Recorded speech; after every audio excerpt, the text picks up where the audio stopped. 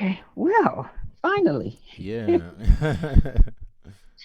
at last. Okay. This At this is really wonderful. I'm last. so excited about this journey that I'm on that you have been guiding us through with spiritual arts. Yeah. Just opened up a whole new universe. Hmm. And it's really a learning process.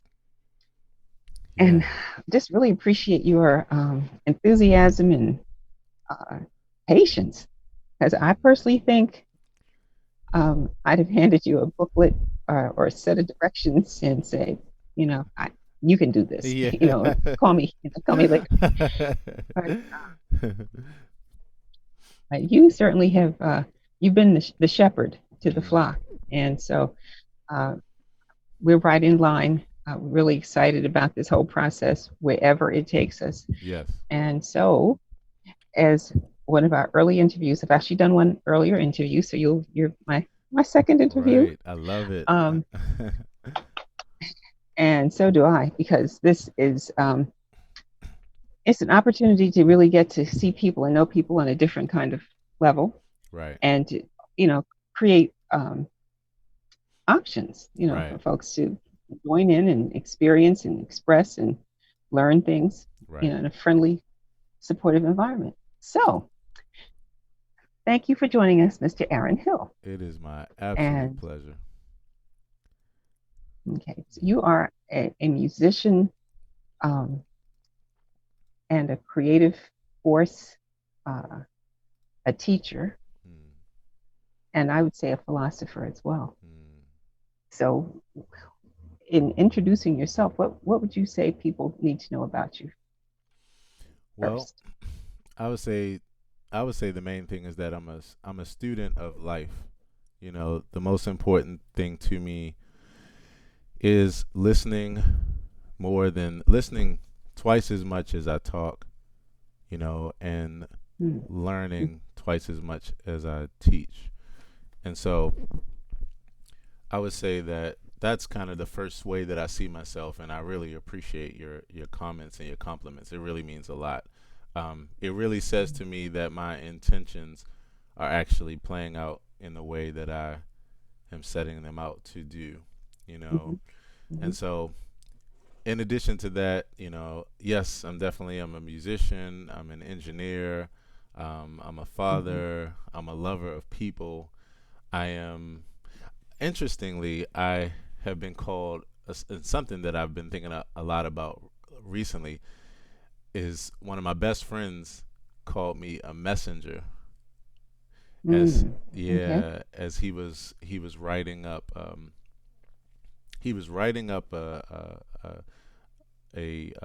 a piece for a sermon that he was speaking. This is my best friend Blue, the former bass player for our group for Fruition, and Mhm, mhm, he in all that he knows about me, he summed it up to me being a messenger, and that was that if I had anything to offer that I thought would be of help to people, like I had to share it, and that I come to find is mhm. actually really really true. So yeah, I'm Yeah. just a lover of life, a lover of people, and my motto. I have a couple mottos that I go by. One, which is the really popular Mahalia Jackson song, "If I can help somebody, then my living Mm. isn't in Yes. vain." And I always say to people, Right. since I already know that my living isn't in vain, then I just like to spend my time trying to help people.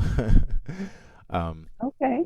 yeah, so that really sums it up for me. I just am a person that tries to just be the most positive influence that I can be to myself Mhm. and to the world around me. Well, I would add to that, and adding, I would take away the word try, because Hmm. you don't try to do it. You are the demonstration of what that looks like. Wow. Um, and your intentions are those seeds that you plant, and Right. they, what you plant, what you sow, you reap. That's true. So, as I've learned to say, you can't plant apple seeds and get peaches. So, um, those good intentions that you set out in the universe take root. Hmm. They're nourished, they're watered, through your encounters with people and your attention to detail, and that's where I say the patience comes in, Right. allows these fruits to bloom and blossom. As a result, here Mm. we are today. You know, I Yeah. I'm one of the people who fought technology on many levels. Just never felt comfortable with it, Right. but here I am. Like, wow, let's get started. Let's do this interview, Yeah. and the technical pieces of it. Even that's not as daunting as it would have been. Because you planted those seeds, and they're Mm. they're starting to blossom. So, So I really appreciate um, that, and I what are appreciate your that. Oh man. Mhm. Yeah, I was just gonna say I really appreciate that, well? and I It's thank only you the for truth. the affirmation of. I agree with you. I appreciate that affirmation of going from it not being that I'm trying. That's my intention, and then I've set that into action by doing, and it really is Hmm. fulfilling to me. I tell you, you know, I became a teacher in music in 2007.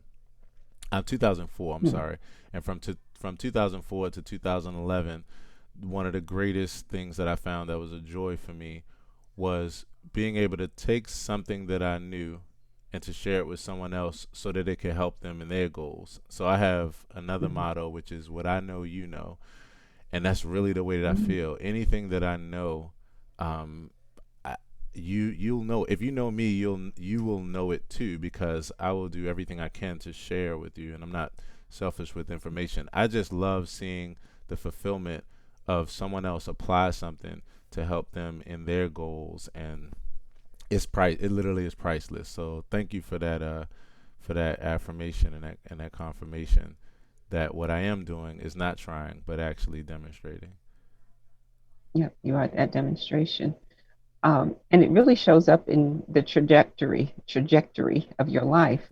Mm. From what I've known about you, see, my first encounter with you was at a fruition concert, Right.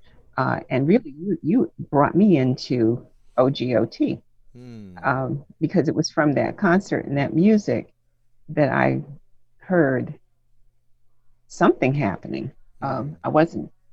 I wasn't sure what I was listening to. I mean, I appreciated the music, but there was a message beyond just the beautiful music and the lovely atmosphere that it created, Mm. and all the good, warm feelings that was generated around from that, with all the people who were reflecting what we were receiving. Um, Mm. it made me start questioning. It piqued my interest, and in the back of my mind, a question was raised: well, what's behind this? It Mm. wasn't even a conscious decision, but it Mm. it drew me back in, and eventually um, started taking the classes and then joined the church. And Wow. so, now I'm a member of OGOT, and you opened that door for me. So I want to thank you for that. Um, That is I would have never predicted. that really is inspiring to hear. Could you hold on for 2 seconds? I'm gonna just close my door real quick. Hold on 1 second. Uh,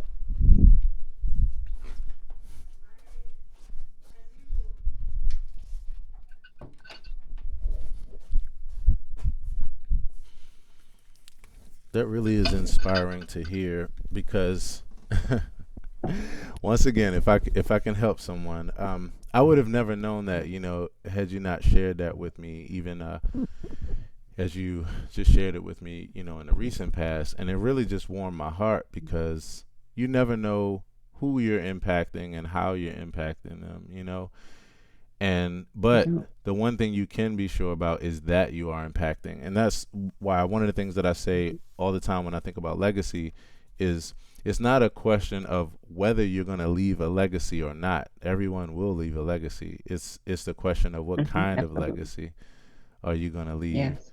So that's why I those kind of stories, or either if I see it firsthand, it becomes invigorating to me. I mean, it really is priceless. It really is more. It means more to me than money, material possessions. Like to know that I've impacted someone's life in a positive way, And so that really makes me happy. There are a few other people too who wind up coming to OGLT through me, through just my connection, and they found a place at home there, and Mhm.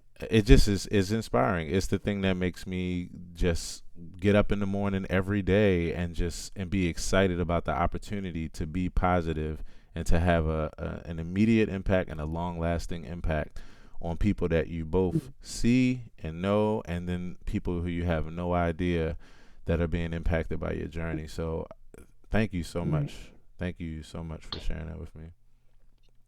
Well, you're very welcome. I do want to ask you though, how do you think you developed that perspective? Where did that come from? That's a good question. So I have to go all the way back to first giving mom credit. My mom, Cheryl Lawson. My Mm-hmm. mother is a 30. She's retired now, but she was a 30 some odd year teacher. And so I Mm-hmm. grew up where education was extremely important in the home. You know, I was the kid that was reading encyclopedias when he was 2 and had everything around the house. My mother labeled everything. So I was reading, at a really young age. So what Yes. that did was, that was the first thing that impacted me and influenced me because it gave me broader perspective, on life. It gave me an education. It made me a seeker of information, you know, um, Mm-hmm. and someone who valued information and who valued perspective. My mother also instilled in me like a broad perspective on different outlooks and different perspectives. I didn't grow up with a biased perspective. I was pretty open minded, and if if when I would talk to other people or hear their stories or share or experience life with them, I was very non-judgmental. Um, I was a very non-judgmental person, and that helped me a lot because that helped me to keep an open mind in order to develop a a perspective of being able to see like a broader picture, and see things past the surface level. Um, so Do you think your mom yeah. demonstrated that for you, or do you think you just kind of showed up with that understanding? Yeah, I think that it was a little bit. I think it was that she demonstrated it for me mostly. It was through her demonstration of just who she was, and then also, um, my mother kept me in different environments. Like I went to multicultural schools. She kept me in different kind of programs that were about enrichment and about broadening my learning. She gave me different experiences, So I did everything from, and she was a very supportive mother when it came to those experiences. So whether it be her putting me in baseball when I was 5, or whether that was putting me in the arena players, drama and theater program, when I was 7 or 8, whether that was, I found a home in chess. I used to play chess as a early teenager, and she supported that. It was the variety of experiences that my mother would give me. She was always reading to me. She was always taking me to some museum or just doing something Mm-hmm. to really just enrich my perspective and give me what I needed to be able to develop the perspective and hold space for others and think about others and see the world from a broader perspective. So she was both the demonstration of that as well as, that's how she raised me as well. So I give my mother a lot of credit for that because that just continued on. I have a little funny Mm-hmm. story about just my relationship with learning. When I was younger, if I didn't know the meaning of a word, my mother would tell me to go look it up in the dictionary. And being a kid, one of the main traits that I think every kid comes with is a sense of laziness when it comes to certain things. So, Mm-hmm. I would literally have words that I would say, well, what does this mean? And I would sometimes even stop mid sentence just because I didn't want to look it up. But the point I'm making is that the point, but eventually after looking that up and having this kind of cycle, now I value that. Now I actually value it to where now I have my own journey. Even on in my content, I have a whole series called A Word a Day, where all it's about is just going to look up new words. Okay. So all that now has just transferred into me now valuing knowledge, valuing education, valuing Mhm. research, and valuing other perspectives, empathizing, putting myself in other people's shoes to understand how they see life, and being a Mhm. listener more than a talker. Even though I can go as as people say. You have demonstrated that too. Yes. uh, but there's consistency in what you do, particularly, and I'm noticing with your as you shared with us at our last spiritual arts meeting, how being open and interested and having something of value to offer people freely really makes you a magnet, and people are drawn to that. Um, Yes, and it's really that universal principle, basically a law of what you put out, you get back. that's it. Um, so you are extending these positive vibes, Mm. and that's what comes back to you. Mm. Well, with all this exposure to the cultures and people and activities, at what point did you get introduced to music, and when did that become significant for you? Right. So my first encounter with my exploration with music started when I was 14. I just graduated from middle school, and I had a couple buddies in the neighborhood, but one in particular who was into hip hop. He was a lyricist and an MC, as we call it, and he also was getting into production. He had a keyboard at home that I think his father had, and his father wasn't really using it. He picked up on it and started trying his hand at recording. So I found out that he rapped, and I started. In fact, I was living with my dad at the time. I'm sorry, I was visiting my dad at the time during the summer, and one day I decided to take a song that I loved and write down the lyrics to it. For some reason, I appreciated the song so much that I wanted to write down the lyrics and actually learn the song. And when I did that, I realized I had something that was fun. I was already into poetry, so I could appreciate rhyme and rhythm. But this exercise opened up my mind to another place as far as musically. It was my first encounter with me experiencing music on my own. From there, I tried my own hand at writing. And then before you know it, at 14, we were coming together to form a group, to form a positive and conscious hip hop group. So that started when I Mm-hmm. was 14, and then what I'll give you now is like the rest of the timeline in a brief synopsis. So from 14 to 16, I'm just a lyricist, and that's actually going really well.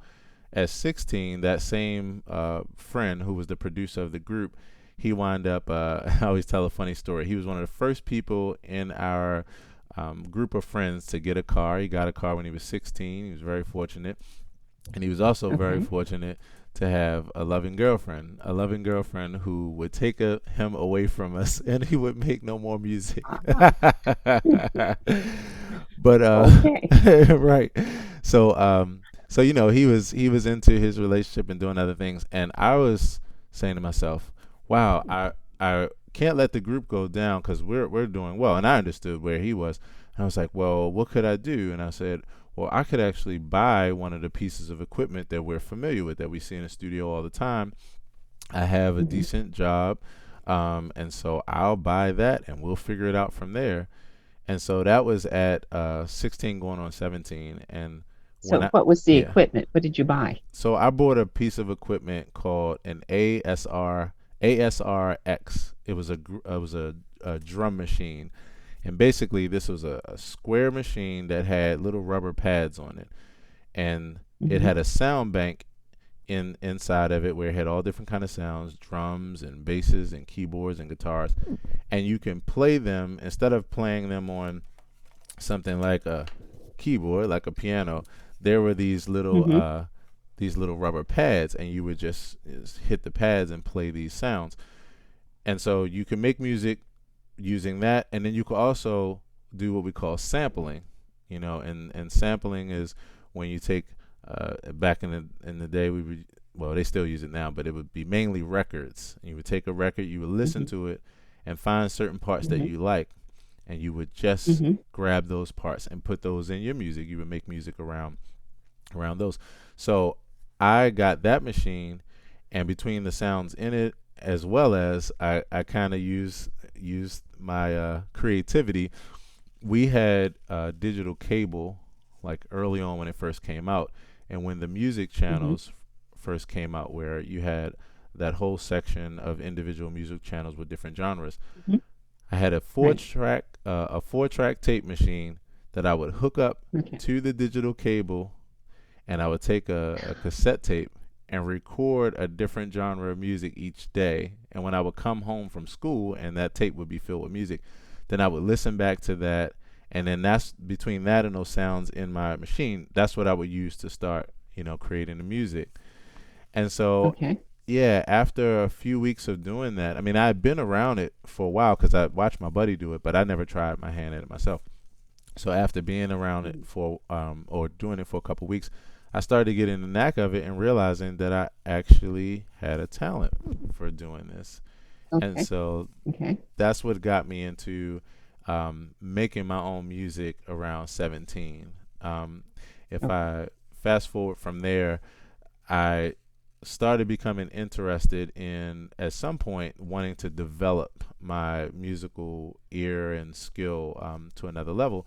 And with my group, we decided we were going to be the first rapping instrumental playing trio. So each one of us was going to select an instrument, and we were going to add Okay. instruments to our act. And so, Now, let me yeah, ask. yeah, Let me clarify. Had any of you had any musical training prior? none. Okay. All right. Yeah, we had no musical Okay. training prior. um, Mm. Yeah, and so I decided that I would take up piano because, or at least the keyboard at that time, because of the fact that in the studio I was at least familiar with seeing a keyboard in the studio. That was the closest thing that I was familiar with. So I was the only one in the trio that followed through, and went all the way with it. But when I did, I got a keyboard, I got an adult piano course, and taught myself how to read music. And then from there, that's when I started exploring, and I found a mentor who taught me music theory, and that would lead me Mm-hmm. to gospel. I did some classical study in community college, and then from there, Okay. I just took my knowledge of being able to read music, and then the skill that I learned of playing by ear through my mentor, who I was with for about 2 years, and I would use that to study all the rest of the popular genres and be able to, bring myself all the way to the point where I am today. But it was no prior musical training, and there's one other thing I want to add in there, at least in the beginning Remarkable. part of this, that was really significant for me. I'm in the 10th Mm-hmm. grade, and for some reason, I have the way that my schedule is laid out as far as my class schedule. I have an opening in my schedule where I just need to fill it with an elective.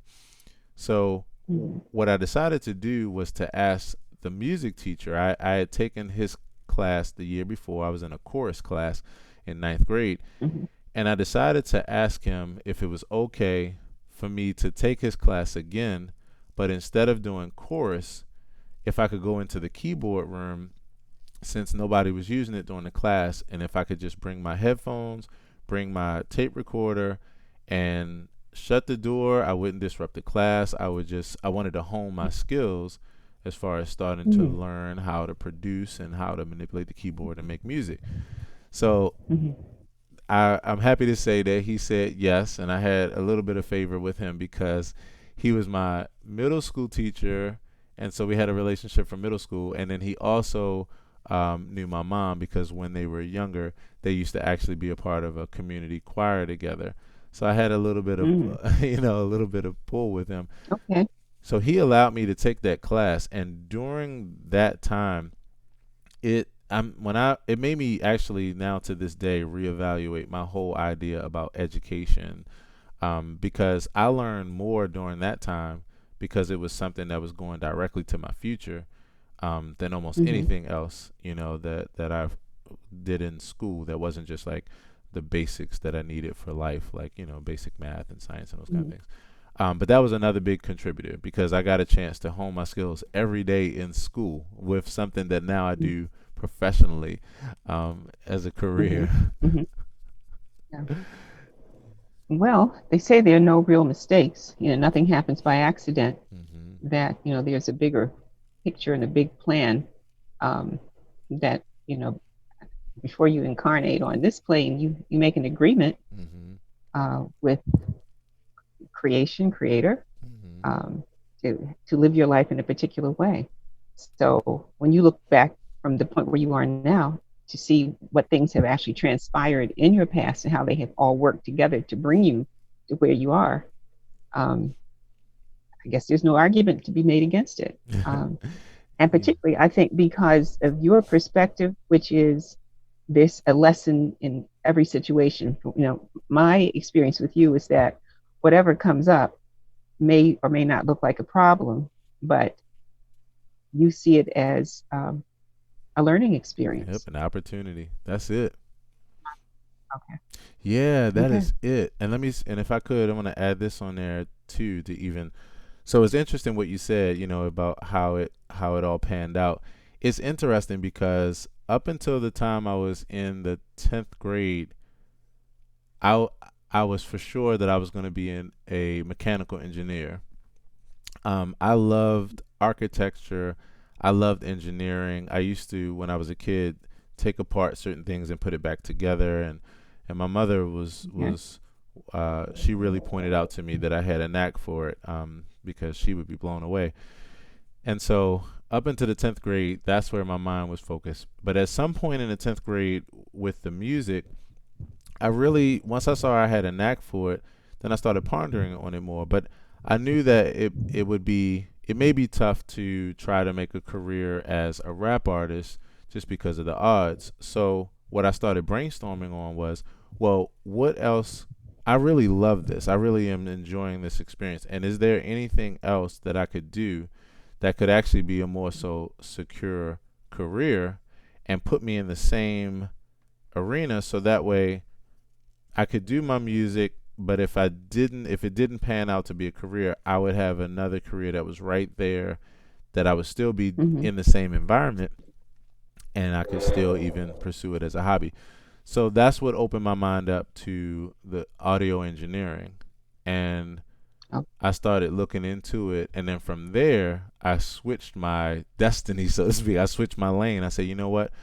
I actually want to try this audio engineering thing out because mm-hmm. it really does make me happy to be in a studio, and I want to do something for career that really makes me happy. And I do think mechanical engineering would make me happy, but right now this is my experience and I want to at least give this a shot. And so in 10th grade I decided that I wasn't going to take my SATs because I wasn't even going to college. I was going to go to trade school. I found a trade school for Okay. audio engineering, and that was the path that I said I was going to go down. And so it's Okay. interesting because that's where things wind up going. I did go to college for a short time because I couldn't afford to go to the school that I wanted to, but Mm-hmm. I have this thing about me, and it really, I think it plays out as far as the whole idea of manifestation, that I really believe strongly in, like, if you want something, the best thing that you can do is put yourself in that environment. Put Mm-hmm. yourself around those people. Like, just, it's kind of like to speak those things as though they are, but apply it to like actions. And so I decided to call the school that I wanted to go to, and even though I knew how much it cost, even though I knew I couldn't afford it, I figured the closest Mm-hmm. I could get was talking to them, and maybe, and I called one day and found out that they had entered into a program with the city where they were giving grants. It was like one of those programs where it was a vocational program, where you Mm-hmm. can go to school for plumbing or go to school for construction. And they happen to be on the list. They're no longer on the list now. And I was Okay. surprised because of the type of school. But I wound Mm-hmm. up getting a grant to go there, and that took my life down the path of audio engineering, where I would get certified as an audio engineer, and put that Okay. together with my music career to actually equal Mm-hmm. the full career that I have today. That's really interesting. I'm thinking as a parent now, if I'm a parent of this really precocious child, Mm-hmm. and me being the parent that thinks I know everything, because I too am a teacher, retired teacher. I have Yeah. 38 years in Baltimore City. Woo. Um, Hats yeah, off. so I survived. Yeah. Hats off. Um, if my child says to me, "I'm not taking the SATs and I'm not going to college," what did your mother say to that? How did she? How did, Well, the funny thing is, I don't even remember if I actually had a conversation with my mother. And here's why. My mother did something else happen that I think you're going to find really fascinating. So okay. I still to this day can't figure out how this happened. But when I got to the 11th, when I got to the 11th grade, I was one of those kids who I was really smart, but I was bored with school.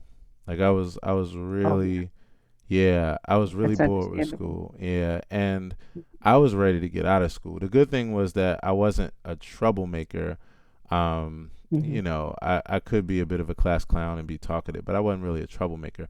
So at some point, Hmm. you know, I was in the 11th grade. I'm just ready to get out because I know what I want to do at this point. So now I'm just like, I'm ready to get to this trade school. And so Hmm. one day I'm sitting at the table doing my homework, and somehow a conversation came up with my mother, and I told her, I was like, yeah, like I'm so ready to get out of school. And she said, well, how many classes do you have? I said, and the thing is, when I come to school next year, I'm only going to be coming. The good thing is, at least I'm only going to be coming for a part of the day because I only have two classes. And so she was like, Hmm. well, and I don't know what made her say this, but she was like, well, what do you think they would let you take those classes this year? And I was like, I don't think so. Like I'm in the 11th grade, so I don't think they would let me take 12th grade classes. She was like, well, just ask, just see what they say. And so I Hmm. asked, Hmm. and they were like, you can if you want to. So I wound up taking English, was it English 12? I think it was like English and social studies 12, I think it was, during my 11th Hmm. grade year. And I wound up Okay. graduating from the 11th grade. And Mm. that was really good. Now I made it. Now this is when even more credit to mom because I would go from my English 11 class and have to apply what I needed to know in my English 12, and I didn't even have a full day to figure it out. But you know, Interesting. Okay. I made it And through. you know what? You needed to go, and you really did, because if you could make that adjustment, that transition through the course of a single day, you were bored All and you right. needed a challenge, and so that kept you focused. That was just enough to keep you on track. Yeah. I call that divine intervention. You have a brilliant Yeah. mom too. She was reading all those signs. Yeah, Oh my mom. goodness. And that's the thing, So. right? So she was like, well, try this out. So I did that, and I was able to graduate 11th grade. Now, the best thing about that, honestly, was that I had a Mhm. year to just figure out what was next. And it taught me Okay. a lot, which I have, deep philosophy about when it comes to education and children and growing and our system and just how it's been, because it was the best gift I could have had was a year to just contemplate. So many kids are just pressed about figuring out what they're doing in life, what their major is going to be, what they're going to specialize in. And the truth of the matter Hmm. is, and I say this now at 38, that even coming into your 30s, many of us as adults still don't know what we're doing. Like, I mean, when I say still don't know what we're doing, we're still we're still learning about ourselves as far as what makes us happy, what we like. Hmm. Um, Hmm. you have to give yourself time to try different things and to not feel so pressed Yes. that this has to be the thing that Right. you do. But because of the society that we grew up in, and because our education system, was about creating workers and not creating Hmm. creatives, it was a different world. Hmm. Um, yeah, a lot of us are pressed. And so I had the ability to not be pressed for a year, to have a good job already, because I got a good job when I was in high school, to feel out what I wanted to do, and that allowed me to then start to take steps that would make the next couple years really productive, because I had that space. That was the best thing that could have Mhm. happened. I had a year to be done with traditional school and to figure out what I really wanted to do with my life. Um, yeah, so that's another part of my journey that honestly was a big factor in where I am today. And in that year, you made commitments that you are feeling the repercussions from, positive ones now. So, what specifically did you think? What did you decide I really want to plug into, Hmm. and then it would lead you to where you are now? So I had a good job and I had a good sense of responsibility. Another credit to mom, because all of that Mm-hmm. organization helped me to be a good person around finances and saving and these kind of things. So Mm-hmm. during that time at 17, I taught myself how to read music. I continued to hone my skills as far as production. I Mm-hmm. had a job and I had a car and I was starting to save money. And then I got a mentor for music. That's when I found my mentor during that time, and I started committing myself to that. And then at the same time, I decided that since I couldn't go to school for what I wanted to, as far as I didn't have the money for it at that point, I would go ahead and enroll in community college and at least start getting through some of the basic classes that I probably would need for any degree, depending on where I wanted to go. I Mm-hmm. wasn't closed Mm-hmm. off to college. I just was more so understanding that I didn't need to put myself in hundreds of thousands of dollars worth of debt to only use a Mm-hmm. couple classes and a couple skills from that experience. I was just like, that just Mm-hmm. doesn't make sense. And when I learned about the trade school that I would later go to, I said this makes all the sense in the world, because it literally, there's no wasted time or energy or money here.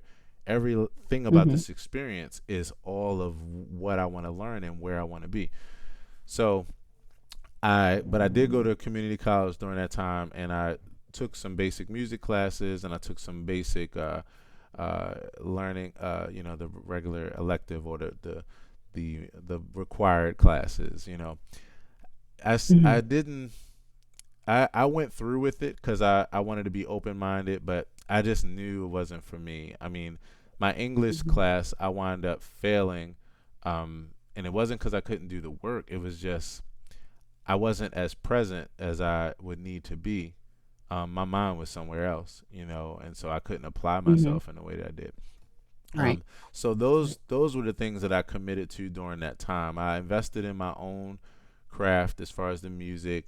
I found a mentor. I continued to hone my skills. I continued to work and save money, and I started exploring with school so that I could at least get some basic learning in, and then that would propel me next year to eventually calling the school and finding out that they now had a grant program, and being able to go to school from there. And And you were really ready for them when they were ready for you. I was so ready. I was so ready. I had a job where I worked 7 to 4, so I could go to school in the evening. I did a part-time thing where I went 2 days a week, and it was an 11-month program. And in 2002, that's when I graduated. I graduated in 2002 at 21, I think it was. Yeah, I graduated from that program. Now, during that time, I just so happened to be fortunate to keep working until I got a job at 21. I had the opportunity at 21 to go full time as a musician, and Mm-hmm. go full time where I was making $100 more right off the top a week than my 9 to 5 job. Okay. So I Okay. was ready for the world at that point, because now I'm working in my career field at a young age, and I got opportunity, and I'm the type of person, when it comes to an opportunity, if you give me an inch, I will make it a mile fast. Okay. I took Okay. that 9 to 5 time and I shifted it over to focusing on music 9 to 5 and to working for that job. I had a job in the church at that time as a minister of music for the church, and that allowed me Hmm. to be right in the field and to still go to school and hone my crafts. And that's when it was really confirmation, because at that point I'm working in the field, and so I was like, yes, my continuing education, it just has to be in line. I don't need any I can study all the rest of the stuff on my own. I grew up with a mother Hmm. as a teacher, so anything more I need to learn about science or math or Hmm. social studies or Hmm. any of those things. And even though I was extremely good at math, it was my number one subject, I did not need trigonometry. I haven't needed trigonometry to this day, you know, even though I had to take Most of it. us don't. I know, Yes. right? Even though I had to take it in high school. So, yeah, so things Yep. just kind of converged, and my education, as well as my career life, and the fact that my career was also my hobby, it just all converged. And Okay. I went ballistic on it. I took every advantage of it. And so here you are now. You're a master musician Thank you. and really a master of your fate. Thank you. So what are you doing currently? With all the skills that you have developed, and aside from nurturing people who are like me, who don't have that technical background, who enjoyed the 1980s, as I always Yeah, say, yeah, so yeah. much, It was a good time. enjoyed them so much. So, so share with everyone now what you're doing Yeah. with your So, life and in your affairs. yeah, no problem. So my career at 21 would eventually turn into me honing my skills as an entrepreneur. And so I started a music company, and I found a home in creating backing tracks and instrumentals, and you know, wind up creating a worldwide business and honing my skills in that way. So I would do that the from about 2007 when I created a company, really all the way up until about 2015. I would That's where my focus was, and And explain what you did yeah, again. What was that about? so I created a a backing track company. I created a company that specialized in backing tracks and accompaniment tracks. And of course, accompaniment tracks are basically what people know as karaoke tracks. Um, I don't Okay. usually, karaoke is the best way to describe it. The way I say it is, imagine karaoke but with soul. Okay.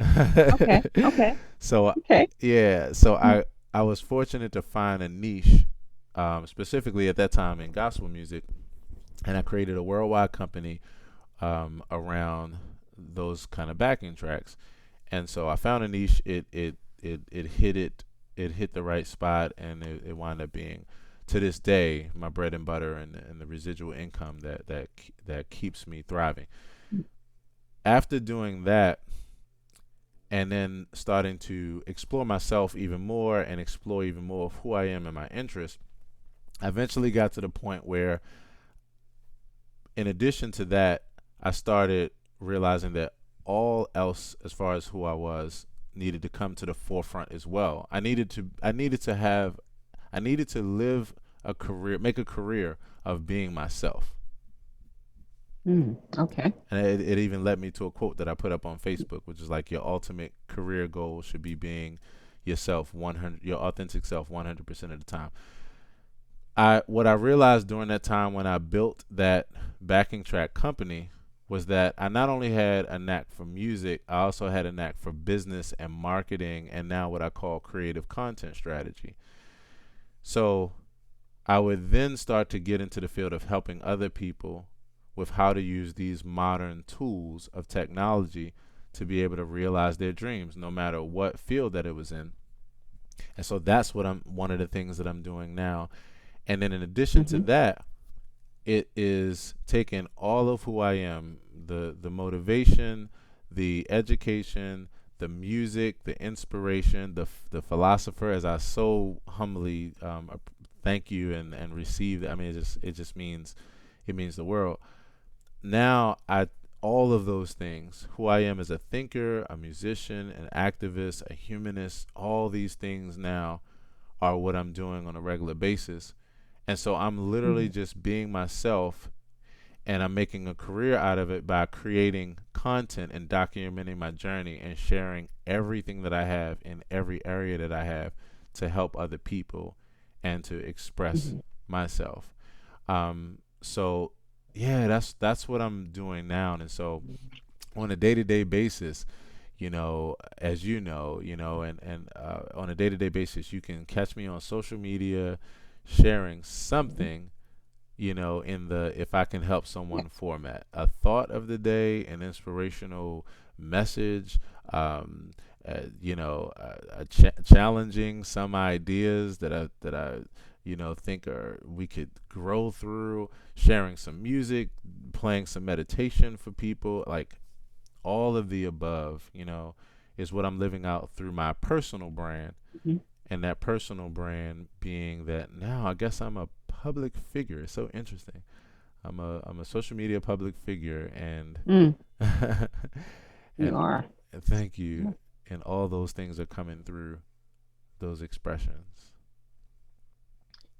And on any given day, this summer in particular, you've been involved in these lovely, lovely serenades. That series, the Street Serenades. Mm, Would you like to explain what the concept is behind that? I would. Thank you so much. Um, Street serenades.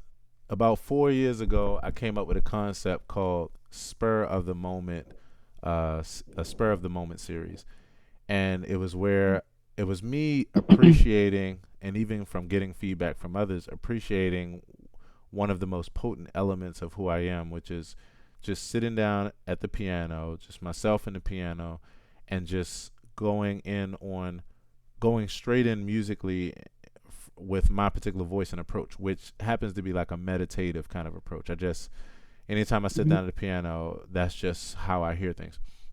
So I decided to make a series where I would go outside in nature and just find beautiful places, set up my piano, and just play and just create some beautiful expressions there. And so I started that 4 years ago. Last year I didn't do it because I was into some other things, but I decided to bring it back this year. And so I was all ready for it. I was planning for it before 2020 came in. And then we hit the season that we're in now, dealing with Mhm. our current, you know, uh, scenario and situation in the world, with COVID. And Right. I saw at that point even more of a need to be outside spreading positivity, love, and good vibes through Mhm. music to the people. So Street Serenades was born at that point. Mhm. And I decided that I was going to take my music because, of course, all of us are adjusting in some way to this situation, no matter what walk of life we come from, or no matter what our careers are, or what have you. So in my particular field, having being a concert pianist and being a performing musician, all of the indoor performances, all vanished. Can't come March, everything was gone. Right. So Right. the funny thing about this whole thing is that I actually enjoy responding to things and switching things up. I enjoy the creativity. It's why I realize that I'm an entrepreneur, and that entrepreneurship is a skill, and it's a talent, because I actually enjoy switching things up.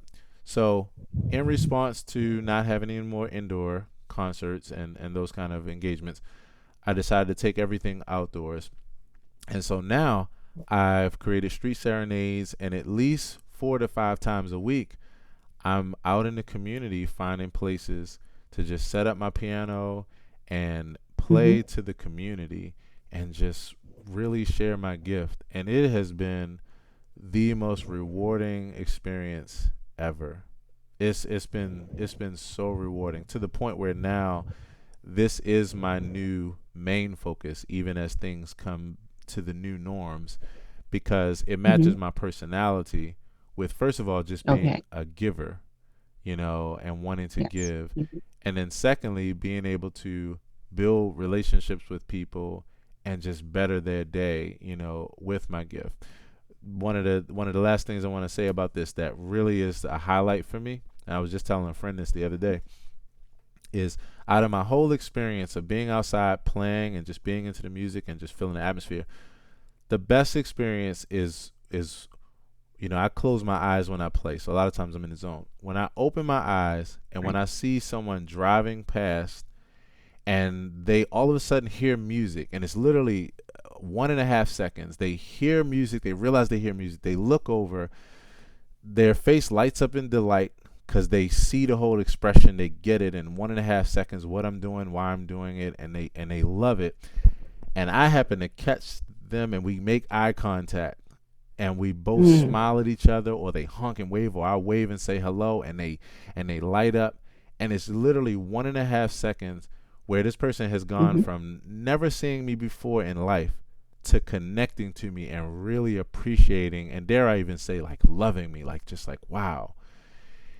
And Yes. that just, it's invigorating, it's intoxicating for me, because honestly, that's just making the world better, one expression at a time. It is making the world better. And what I'd like to add to that is what I'm understanding now about um, the connectedness of all life, Mm-hmm. and how Western culture tends to segment and compartmentalize in your music, because it's an invisible energy, but it's very palpable. It has presence. It's a spiritual expression. You are actually reaching people on that level, Right. and it's unexpected. They don't have time to put up their guard. Right. They don't have time to have an expectation of what they're going to receive, but this gift just descends on them.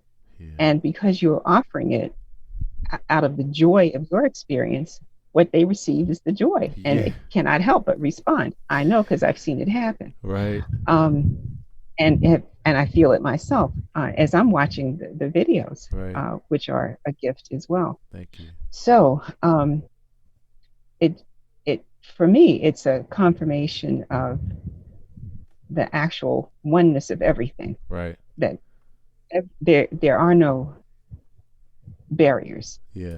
They really are not. We may think they are, and we may behave as if they are, but in those unguarded moments, when someone like you, who understands that there are no barriers and is Right. freely offering the gift that you have, Yeah. and it's just out there, you know, people absorb it Yeah. even before they realize it. Yes. Um, Yes. ah, it's it's like someone coming up to you, and before you even realize it, they already have their arms out and they're embracing you, giving you the biggest hug ever. And you're like, "Whoa, wow, thank you." That feels so good. Like, so you're right, and I thank you for that affirmation and confirmation, because it for me is the most motivating thing ever. And one of the things that I think about is where I am in my career. I really fully accept who I am as an artist. I accept my voice musically. I accept what I'm bringing to the table. And I think about my icons and the people that I look up to. And I think about, if they were me during this time, what would it be like for, say, one of my favorite pianists, who I had the best compliment ever on Sunday, because I had a person who came up, never saw me before in life, listened to the music, was ecstatic, and afterwards said, "You embody," and they mentioned my number one person. They were like, "Oh my goodness!" And this person is Keith Jarrett. And I think about, if yeah, Keith, yeah. oh gosh, it was so. But I think about, if Keith Jarrett was 38 and was Mm-hmm. where I see him as an artist and as a creator and as a giver of music, if he was 38 responding to a pandemic by taking his amazing art and just going out on the street and doing, oh man. So it helps me to see myself. Which is wonderful, because you probably know more about this than I do, but Mm-hmm. I got the whiff of an experience that he had in Germany. There was a young Ooh. lady, a teenager, who somehow or other, I guess, just stepped out on whatever she was operating on and decided she wanted to have a concert with Keith Jarrett, and Mm. she arranged for him to perform somewhere. I'm thinking in a I don't know where in Germany, so I'm not Yeah. going to say where. Anyway, he arrived, and they discovered that the piano that he should have had was not available. And there was this raggedy stage piano that was sitting over in a corner, Okay. and he had this mindset as to, well, I, yeah, I'm Keith Jarrett. I'm not going to do that. But then he saw this child, and the audience anticipated. These it was full. She had Right. sold all the tickets, Wow. and he realized he didn't want to do that. He didn't want to disappoint this young lady who had, Mm, and she was just, distraught, frantic. mm, mm. So he said, "Okay, I'll play." And something magical happened. He superseded his own restrictions. And they Wow. said that the concert that he gave is one that has gone down in history. People were Mm, transfixed and transformed. mm, And I mm, get the mm. impression that what you are doing from what you're saying is very, very similar. You're in the same mindset. I don't think he anticipated that he was going to do that, but you're Right. intentional about what you're doing. I think his experience probably raised his own consciousness to a whole nother Yes. level in terms of what he could Oh, produce man. going forward. But you are stepping Man. into that awareness right now. Um, Mm, so mm. that, Wow. I don't know, Yeah, I tell you, kindred spirit. let me tell you, you just, first of all, you just, and if you don't know this by now, you have literally become one of my favorite people, Miss Emma, like Oh, really on thank so you. many levels. The way you think, the way you process, your disposition. And you just made my day because first of all, you told me a story that I had no idea about, and not everybody's even familiar with Keith Jarrett. So for you to even, know that story, it's like wow. And then it's a touching story because I had a conversation with a friend the other day, and we were talking about Keith Jarrett. And the way that I experienced Keith Jarrett when I listened to his music, now this is definitely like a lot of his later music. When I listen to his music, I hear this childlike, um, this beautiful childlike innocence, this beautiful adventurous childlike personality, and it makes me smile. Like it's to me, it's like if the piano could smile, this is what it would sound like and look like. And so it's one of the things that speaks to me because there's a joyousness in his playing that I match with because it's the same kind of feeling I have. So they were telling me, they were like, yeah, but they said what I get from him though is kind of a snobby kind of feeling. And I was like, wow, that's interesting because I haven't had enough. I've watched some of his interviews, but I haven't had enough experience of him on a personal level to know, to even gauge. I just experienced his music. And so, but what's interesting about the story you just said is that this is me just what I ascertained from it, even without ever speaking to him, is that I'm willing to bet what you just said is true, that that experience probably had a great impact on him. Because the truth of Mm-hmm. the matter is, a master musician knows at the end of the day, when you go far enough, you know that the music isn't in the instrument at all. The music is in Mm-hmm. you. And Right. and I have to give my mentor credit on this one because my mentor, as he was teaching me music theory and teaching me how to play the piano, he was also teaching Mm-hmm. me psychologically some other things that would help me too. And one of the things he taught me about was a concept which I still talk about to this day called situational variables. And what he was essentially saying was, okay, here's the music, and I'm teaching you all this, but there's going to be times when you walk into an untuned piano or to a piano or an organ that's missing buttons and these kind of things, and you're going to have to make the same. You're going to have to take that into consideration and not let it hinder the music. And so he was teaching me between the ages of 18 or 19 and 21. He was teaching me how to develop what you just complimented me on. He was teaching me that my intention should be about Right. creating music and not being limited to the equipment or those kind of things, to keep in mind where the real music was, and to keep in mind that it was about your intention, and all that would surpass these kind of things. So I can really imagine with that story that Keith Jarrett probably walked Mm-hmm. away from that and had a monumental consciousness raising, experience because he wouldn't be able to deny who he was and what happened during Hmm. that experience as a result of him moving out Exactly. of his own way. So wow, wow, Well, it's recorded somewhere. It's so I'm sure you'll find it. Because like I yeah, said, it uh, seemingly, people walked away from that experience hmm, absolutely moved beyond expression. right, They, and he's an American. right, Anything that had to do with culture was just simply obliterated. It right, just was not a factor. right. And people are still talking about that concert. So I'm pretty sure Wow, that that was life changing for him as well. So, yeah, wow. You made my what day would with you it. like to share at this point that we have not that we have not talked about? Well, I know one thing I want to mention. You have talked about her indirectly, but that's your mom.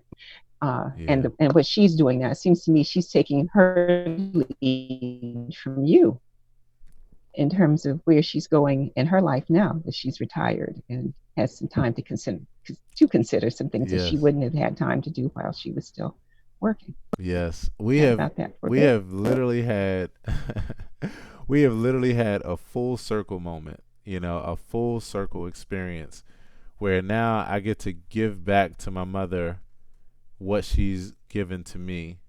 My mother during this time in response to quarantine called me one day and said, "Hey, so I think I'm going to buy an adult piano book and I'm going to do some coloring at home to be able to use my time and have some fun doing something I love." I was like, "Ma, I think that's great." She started coloring and then she started showing her pictures on Facebook, and then before you know it, people were interested in her coloring, and they wanted the Mm-hmm. copies of these pictures. So my mom went from Mm-hmm. just satisfying her own need to occupy herself and have fun doing it, to now being to making having a side hustle as an artist. And she just told me the other day, she said, "Guess what?" She said, "You're not going to believe Okay. this. I have made over $3,000 since I've started this and selling over." Oh my goodness. Well, her And work is beautiful. And yeah, I have to say this. I haven't seen a lot of it, but what I have seen communicates happiness, yeah, her joy in what she's doing. right, Now, what is the thread that I see here between you and your mom? What you communicate is having your mom in her way is having that same experience by demonstrating being in the moment of her full expression, her right. creativity. And people appreciate that and they're seeking it out. $3,000? Oh I my goodness, I got to know. talk to her. I think I should Exactly. interview her next. Exactly. I was just about to say. I was just about to say, for everybody that's watching this, go check out that interview because you will see her it makes sense. She has literally put so many smiles on faces during this time just doing something that she loves. And the funny part is that my mom is so innocent. She one of her famous lines, and she laughs every time she says it, is these people are crazy because these are like I'm just a kindergarten artist and I'm just these people crazy. But she's finally like Uh-huh. getting it and starting to accept it, that it Hmm. really is people are experiencing what you said about me and the joy that people are experiencing from the expression. That's what people are experiencing, where it's coming from in her heart. And then on top of that, Hmm. she's super creative. I have never seen anyone take a picture that went from a static picture to this amazing piece with beautiful colors, her eye for colors, and then she puts these rhinestones and all these things. I was like, wow, this is amazing. So she's finally accepting it. Yes. My mom is out Uh-huh. here with me on these street serenades, and I've named her Yes. her hobby quarantine coloring, and she's out there with me coloring while I play the piano, and Uh-huh. people are loving her art.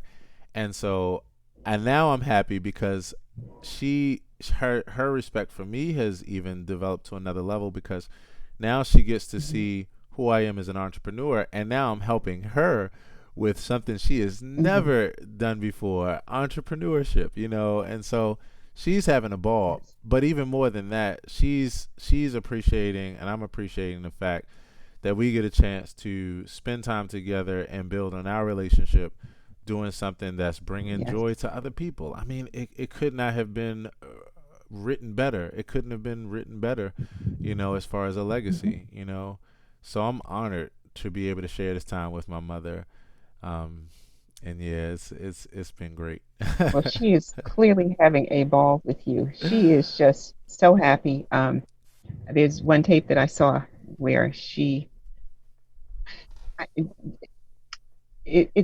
it's deeper than pride. Right. It's a real appreciation of who you are. She kind of stepped back. I watched her. She kind of stepped back and looked at you for a second. And, Mm, as a parent, when you look at your child, your adult child, you still see all those stages of that child's life. right.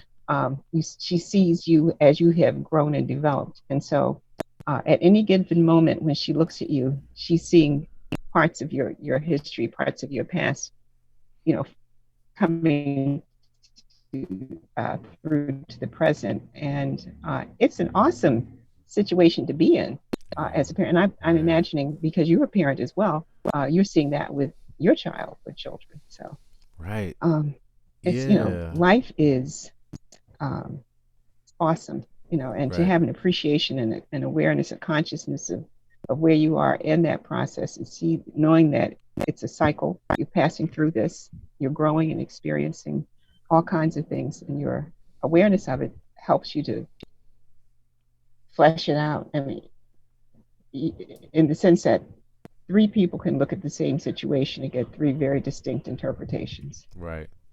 Yeah. And you, as one person, Mm, can revisit a situation and have different insights as you move along. So very true. it's all a gift. It's It all a gift. it It's really is a a gift. celebration. And the last thing I'll say about So, my mom that I'm happy about is she gets a chance to look at me and see the the fruits of her labor, to see the plants fully mhm, blossom of the seeds, all the way back to yeah. being a kid, just teaching me about manners and respect and value and education, and she gets to see that, and now she gets to Hmm. see it on an evolved level where now I've taken it to the next level, and now it's helping her out. There'll be times I'll say, "Ma, the people are over there looking at your pictures. You want to say hi to them and say, if there's anything I can help you with, because she just it's new to her, and she's like, wow, but she appreciates that Mhm. because and she respects, that. So it's full circle, and I'm delighted. So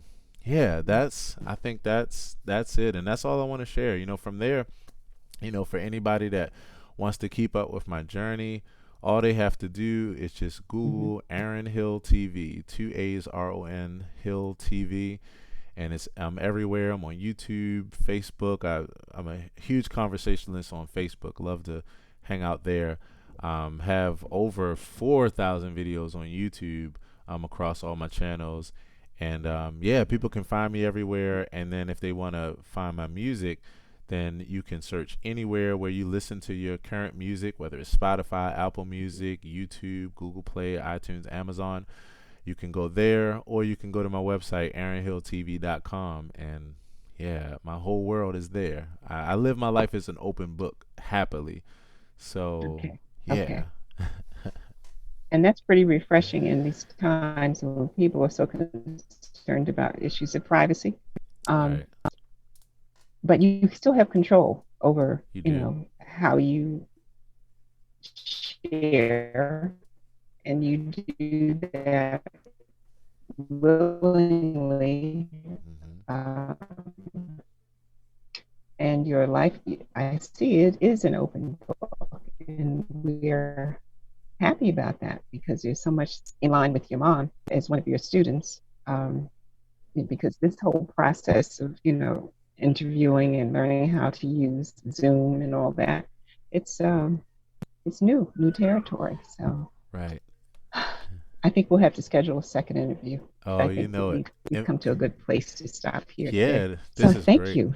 Um, This would um, be great. And next time I would so let's see. After, one thing we could do next time that I go think would ahead. be really fun is in the next interview, I could prepare some music to play on the piano as well, and we could have some fun time sharing in music.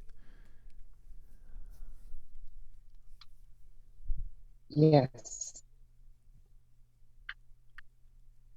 Well, we absolutely will do that. That's a commitment. That's a Yes. good way to make sure I get you back a second Yes. time.